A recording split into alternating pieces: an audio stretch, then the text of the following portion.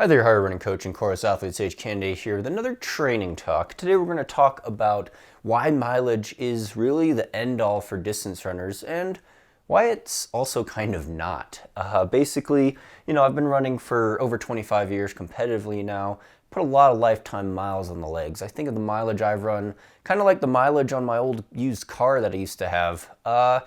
It's kind of a liability at some point, but when you're first starting off to reach your full potential, it's good to keep track. Keep track of your weekly mileage, build up slowly, make sure you don't get to a breaking point, literally and figuratively, where you could get injured, right? A lot of beginner runners, you start running, you start improving, you get in shape, or you get shin splints in the first week and you get a stress fracture at mile 20, or doing 20 miles a week, 30 miles a week, 50K a week.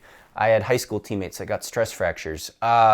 Experienced runners also get injured all the time because it's hard on the body. And going too fast on your easy days is a big liability. It gets you in shape fast, but it could be liability. Same thing with speed work, quality work. So not all miles are created equal, and that's going to be a big part of this talk. But if we look at the totals, we total up our weeks over the years. We just had a big year recap of 2024. I ran less miles this year, just under 3,000 miles. I'll put that in metric there. And on the COROS training hub, we have that total activity time, 521 hours, training load. I was very active. I ran twice a day, or I was running and then skiing or mountain biking or hiking, and recording all these activities on my watch, my COROS watch. Actually, I'm going to feature the new COROS Pace Pro in a future video, so stay tuned for that. Thanks to COROS for sponsoring this video. Product plug, sponsor plug there. Enter code SAGE for a free gift item with a GPS watch purchase at COROS. Enough plugs there, but looking at the training hub, we have our totals there. We could figure out what was a good streak this year. What was our total volume for the year? In the past at my peaks, I've done 4,800 miles of training. There was a good streak in there before I ran some of my marathon and half marathon best times where I had averaged about 90 miles a week for 5 consecutive years. With peaks of like 150 miles a week. And that included time off where I'd take some 0 mileage weeks after a marathon or after an ultra, or if I got really sick. Fortunately, I never really got super injured, so I never really took big chunks of time off. I took some time off when I had mono in college. Obviously, when I had the pulmonary embolism, I was out for months and it really derailed my training. So the mileage total, more is not always better, but it usually is. And for most beginner runners, we say, be patient, build up your aerobic base, keep your easy days easy, don't get injured, don't get sick, don't get burnt out mentally. I think a lot of burnout's mental. But if you total up your mileage, you see a lot of people, especially in your first, 3, 4, 5 years, 8 years of running, especially if you're in your 20s or 30s, but you could still PR in your 40s and 50s if you don't have super strong times from college track days. Maybe it's a little harder for people like me who burned it real hot young. You could still progress really well with smart training and staying healthy and consistent. Now, the consistency is a key point in this training talk, but you build up your mileage slowly. And we see a lot of improvements with, athletes Sandy and I have guided and coached through our business Higher Running, but also with our training plans at Higher Running. Link, check out our website, 5K to ultramarathon plans. There's a lot of really big progress that happens when people get up to a volume of like 50 miles a week, 60 miles a week, 70 miles a week. Now, a lot of people with a full-time job and kids maybe don't have time to run 70 miles a week. Some people get injured on that, but a lot more consistency in sub 3-hour marathons, Boston qualifying marathon times at that level of 60 miles a week as maybe a high for a month or two in their training block for a marathon versus people that only run half that amount, right? If you run 50K a week, 30 miles a week, it's hard to reach your potential in a long distance event, especially like a marathon. It's hard to do a 20-mile long run on a weekend if you're only running 30 miles a week. It's a lot of stress on the body. So, it can be done. It depends on your talent level and your genetics and other lifestyle factors. Some people are super talented and they stay healthy amazingly.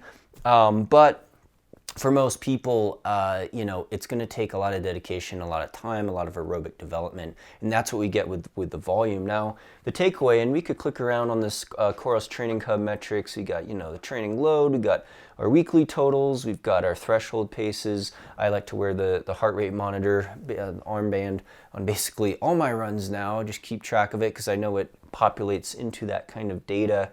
With, you know, threshold, looking at, you know, how many miles or what percentage of my weekly mileage was above LT1 or in the threshold zone. What was quality? Was it 80-20 training, or was I doing 30-70? And I'm going to experiment more with that as I get more advanced. But for most people, it's better to start on the more conservative side because you want to reduce the risk of injury. You want to slowly progress and sprinkle in that intensity after you've established somewhat of an aerobic base. But the key takeaway and the point of this talk that I'll get to here is that mileage is very, very important usually, not because of the sheer numbers, right? There's nothing magical about a 100-mile training week. Not very many people ever hit that. Or a 100K training week, 62-mile training week.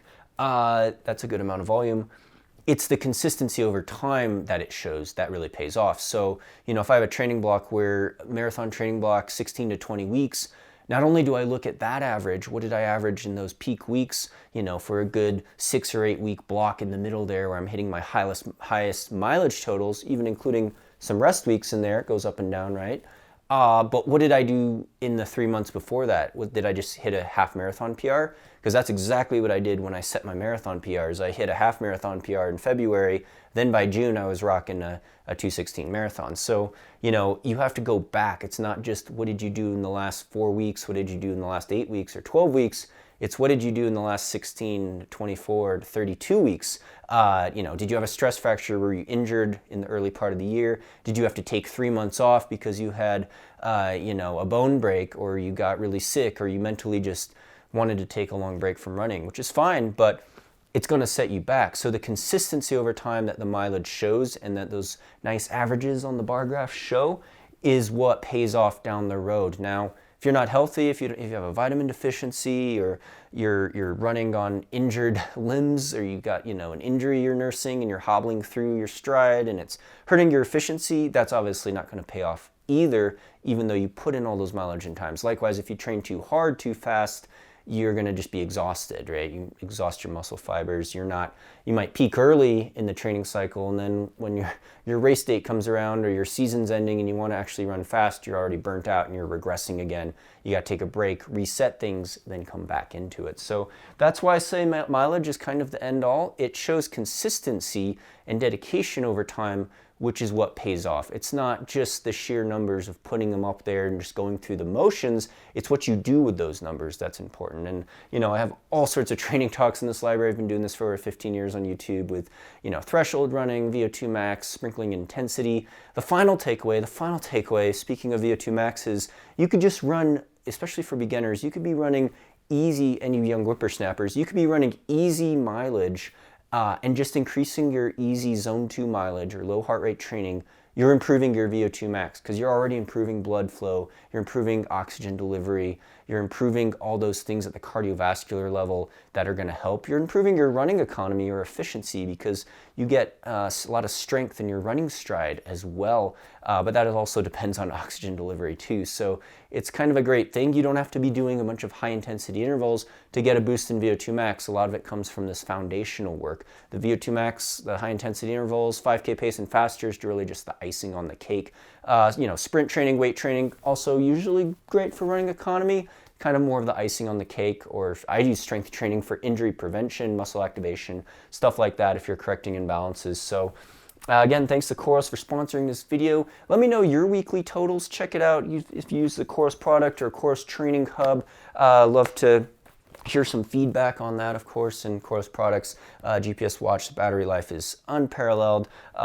Excited to try this new watch, but thank you so much for all your support on here, subscribing, liking these videos, watching these videos. It really helps me out a lot, as well as sharing them on social media. Check out our training plans at higherrunning.com. Coach Sandy, subscribe to her channel as well, Sandy Nypaver. We do training talks, but we sell training plans at higherrunning.com. And thanks to Patreon supporters for keeping this channel possible. Subscribe and like. Hope you're doing well, and stay tuned for more VO2 Max Productions.